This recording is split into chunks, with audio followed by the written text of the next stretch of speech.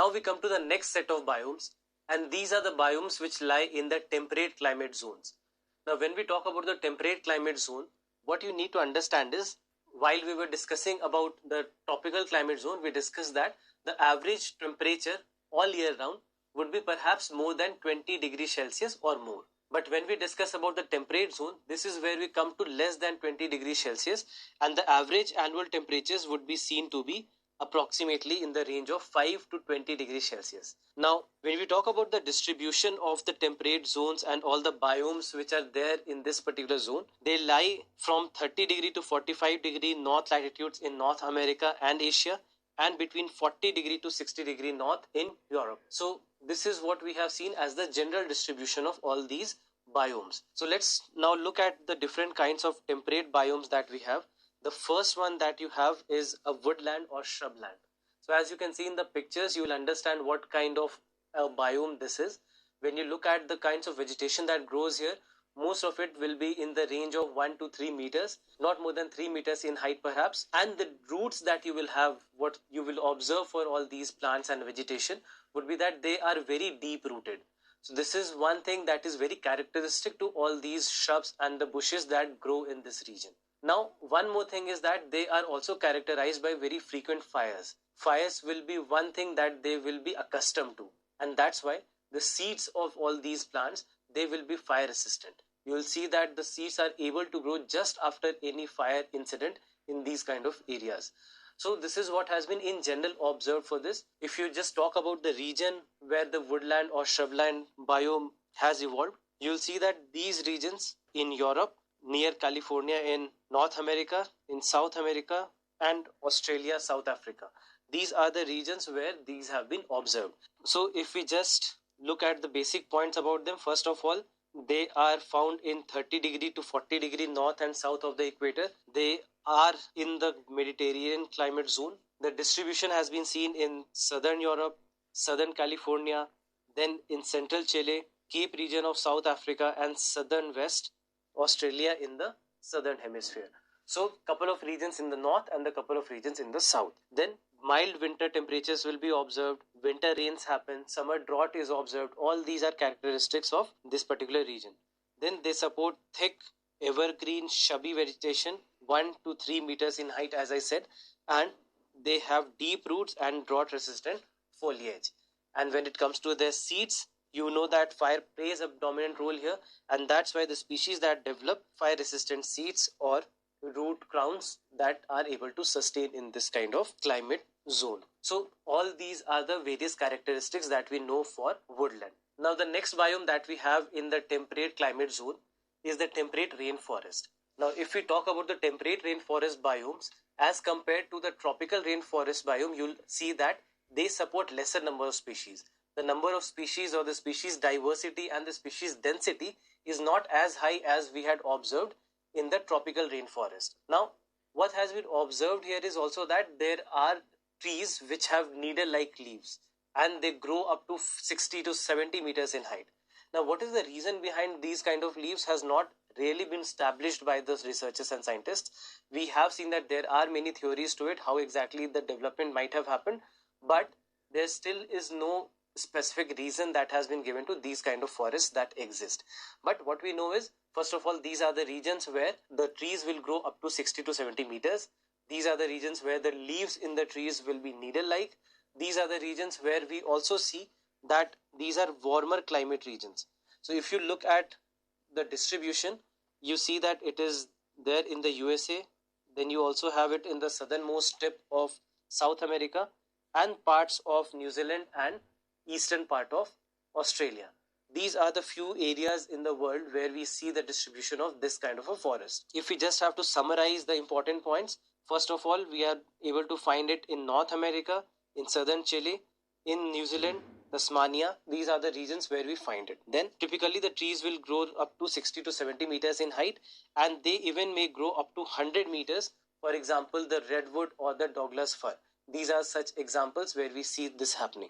And the species diversity, as I said, is comparatively low when with respect to tropical rainforest. So these are a few points with respect to temperate rainforest biome. The next biome that we have in the temperate zone is the temperate seasonal forest biome.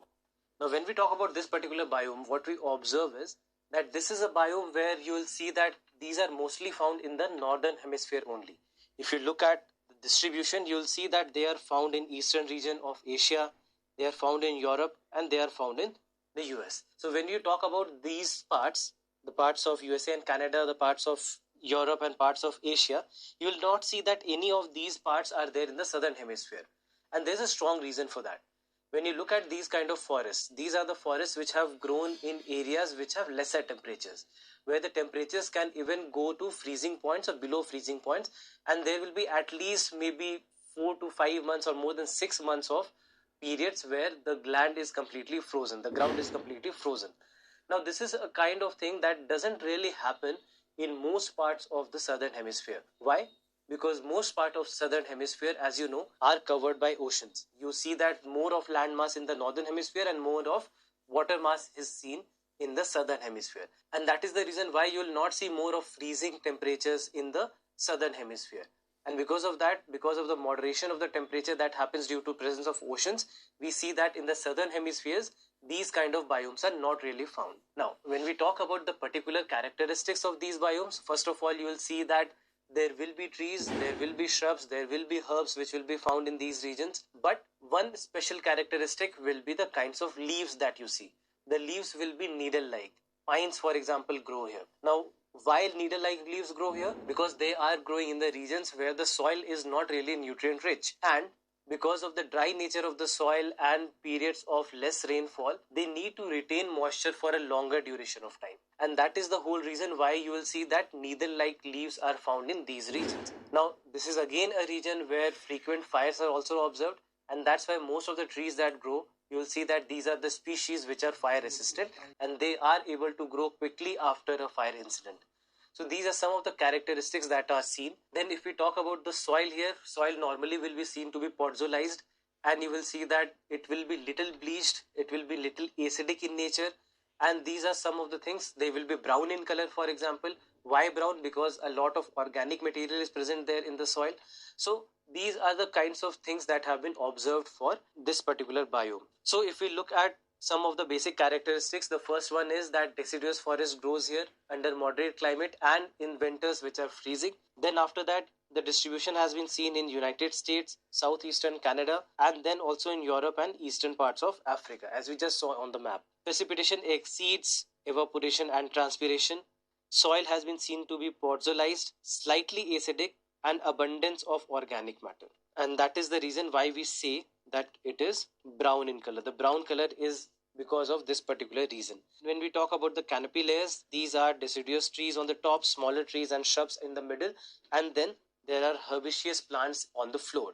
Then needle-like leaves have been observed. Why? We already discussed this. And forest fires, as I said, are a frequent feature in this kind of a biome as well. So these are some of the important points with respect to temperate seasonal forest biome. Now the next biome that we need to consider is the temperate grassland biome. Now when we talk about the temperate grassland biome, there are two biomes which are found in the very similar areas, and these are one being the temperate grassland biome and the second one being the temperate desert biome. So even the temperate desert biome is also found in a very similar area.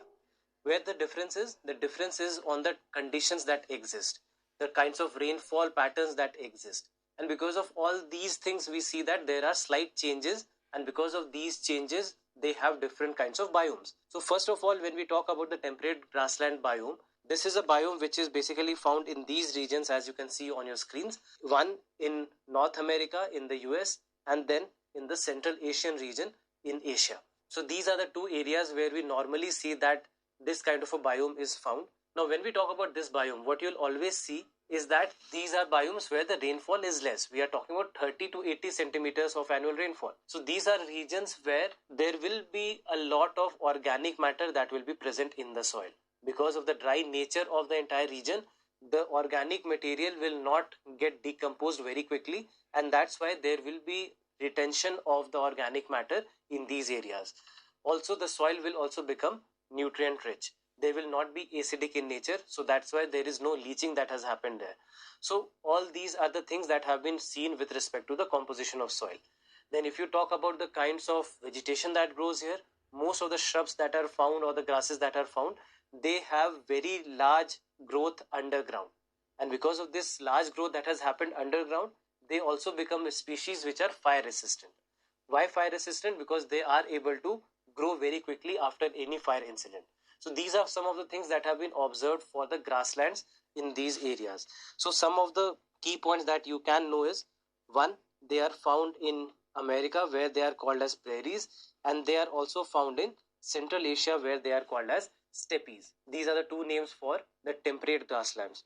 Then after that, what we see is that the precipitation is infrequent, it is less. That's why organic matter will be more. Soil is rich in nutrients, and the vegetation is adopted through rhizomes or fire resistant seeds. So these are some of the points about temperate grassland biome. Then after that, we have the temperate desert biome, and as I said, this is also found in a very similar region. Two of the regions again which you can observe is, one, the Gobi Desert in Asia, and then also you can talk about the Great Basin in the United States. So these are the two areas where temperate desert biome can be found. Now when we talk about temperate desert biome, obviously the rainfall will be lesser. So these are areas where the rainfall is between 25 to 50 centimeter annually. Then after that, these are the regions where fire is not a big thing. Fire is not seen happening in these regions. The reason being that these are not areas where a lot of fuel would be provided for fire to happen. So that's why, because of the lesser amount of vegetation that is present in these areas, fire is not something which is as frequent as we discussed about the temperate grasslands. Then after that, when you talk about this particular region, this is also a region where the temperature variation is huge. You'll see that in the winters it can go up to minus 40 degrees Celsius, and in the summer season it can go up to 45 to 50 degrees Celsius. So the range of temperature that we see in these kind of areas are huge. If we talk about the areas are the same, the Central Asian region and in North America. So important points are, first of all, the precipitation ranges between 25 to 50 centimeter per annum. Winters are cold and summers are very hot.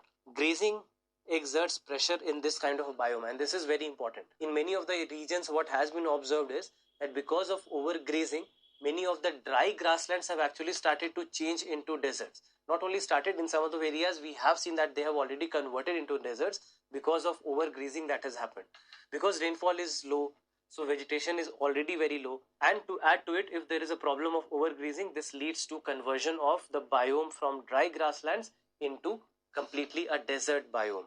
So this is something that has been observed for temperate desert biome. Now the next set of biomes that we have comes under the boreal and the polar climate zones.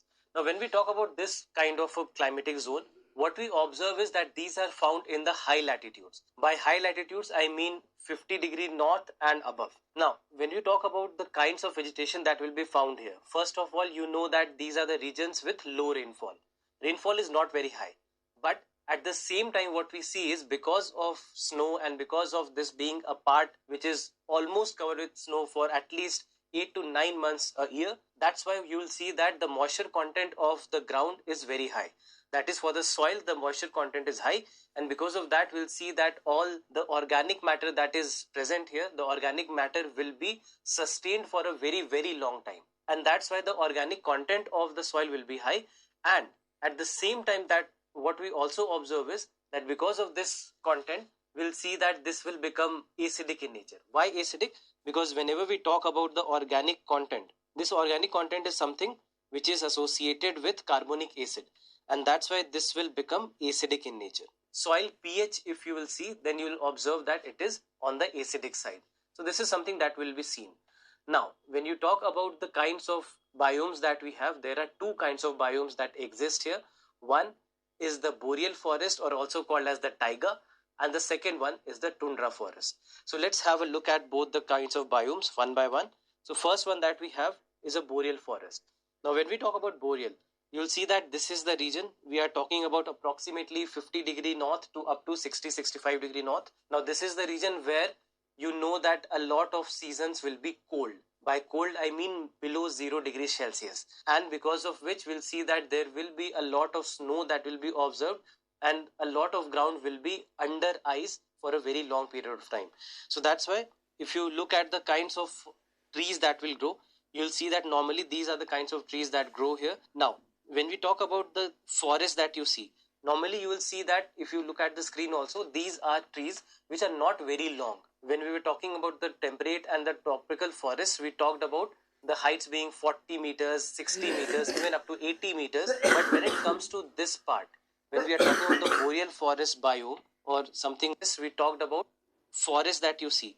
Normally you will see that if you look at the screen also, these are trees which are not very long. When we were talking about the temperate and the tropical forests, we talked about the heights being 40 meters, 60 meters, even up to 80 meters. But when it comes to this part, when we are talking about the boreal forest biome or something that we many a times also call as taiga, this is a kind of biome where you will see that most of the trees will be of 20 meters height, approximately 20 meters, not much beyond that. And there is a strong reason for it.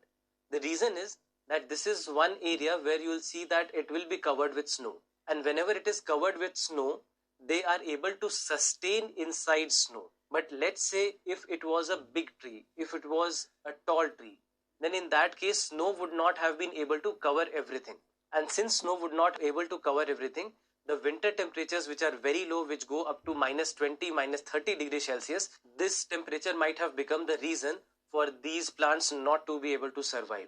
So that's why by keeping a lower height, they are able to survive in the harsh winter conditions as well. So when we are talking about the boreal forest, some of the important points that you need to understand. First, they are found between 50 degree to 60 degree north in Europe and Asia. Then annual precipitation generally will range between 40 to 100 centimeters, and at the same time, because of the fact that evaporation is low, the soil will be moist throughout the year. Evaporation will be low because the temperatures being low would mean that obviously the evaporation rates will be lower as compared to the temperate or the tropical regions. Then vegetation is composed of evergreen needle-leaved trees. Why needle-leaved? We have already discussed in the previous biome also that because of needle leaves, they are able to sustain the nutrients for a longer duration of time. The water content can be sustained for a longer duration of time. So that's why needle shaped trees exist here. Then one fact is that these are one of the largest reservoirs of organic carbon on the earth due to the poor decomposition process. Poor decomposition because the temperatures are very low, and in low temperatures generally the decomposition does not happen fast. So this is one reason here. Now, as we also discussed, the soil will be acidic, strongly podzolized, and generally of low fertility. So these are some of the important points with respect to boreal forest. Then the other kind of biome that is seen here is tundra. And when we talk about tundra, something that you can observe from the picture on your screen as well is the fact that these are biomes which do not have much of vegetation. As you can see, they are devoid of vegetation. Not many trees and shrubs can exist here. This is what has been observed. So if you look at the map of this region, you see that these are very high latitudes. We are talking about the polar region, something that comes after the polar regions start, after 66.5 degree north latitude. So this is where normally this kind of vegetation will be observed. So when we talk about the tundra biome, some of the important points: this is treeless expanse, right? Why treeless expanse? Because the temperatures are very low, as well as the rainfall also annually is very, very low. For example, you'll see that normally the rainfall will be even lesser than 60 centimeters annually. Soil is also acidic in nature, and the reason for this is the same as we discussed for taiga. Then the plants are dwarf, and why the trees will be dwarf? Mainly because of the snow cover. Because to sustain themselves in the snow cover, they will need to be of shorter height. They will be of 20 meters or approximately this size, because if they were higher, if they were similar to what we observed for temperate and the tropical trees, then in that case they would be very high. Snow will not be able to cover them in the winter, and in the winters the temperatures can go up to minus 40 to up to minus 50 degrees Celsius. So in such a case, when the temperatures are so low, in these cases what will happen is that these trees, if they are not covered with snow, they will not be able to survive. By getting covered with snow, what happens is inside there is a warmth that is maintained, and they are able to sustain through the harsh winters. But if their heights were higher, then in that case they might not have been able to survive the harsh winters. So this is something that has been observed, and that's the reason why these trees which are shorter. There is another kind of biome which is very similar to tundra, and that is called as alpine tundra. So when we talk about alpine tundra, these are found in the high elevations in lower latitudes. That is wherever altitude is high but latitudes are little lower. So these are the regions where you will see that alpine tundra grows. For example, you can talk about the mountains. You can talk about the Himalayas, the Tibetan Plateau, the Rocky Mountains. All these are the regions where alpine tundra can be found. So the conditions are similar, but alpine vegetation grows there. So that's why they are called as alpine tundra. So these are the kinds of tundra which have warmer and longer growing seasons. If you consider even the Himalayas, for example, they have a longer growing season as compared to what you observe in tundra. The winters are not as harsh as the winters are in tundra. So that's why there are certain differences here, and that's why alpine tundra becomes little different from the tundra that we are discussing. So here even precipitation will be higher, the winters will be less severe as we discussed, greater productivity, better drained soil and higher species diversity will be observed as compared to Arctic tundra. So this is something that can be also clubbed as alpine tundra. Alpine tundra will be found in the Himalayas, Tibet Plateau and other mountain systems of the world. For example, I discussed Rocky Mountains can be considered as an example. So this is about the tundra biome. So with this we come to the end of all the terrestrial biomes.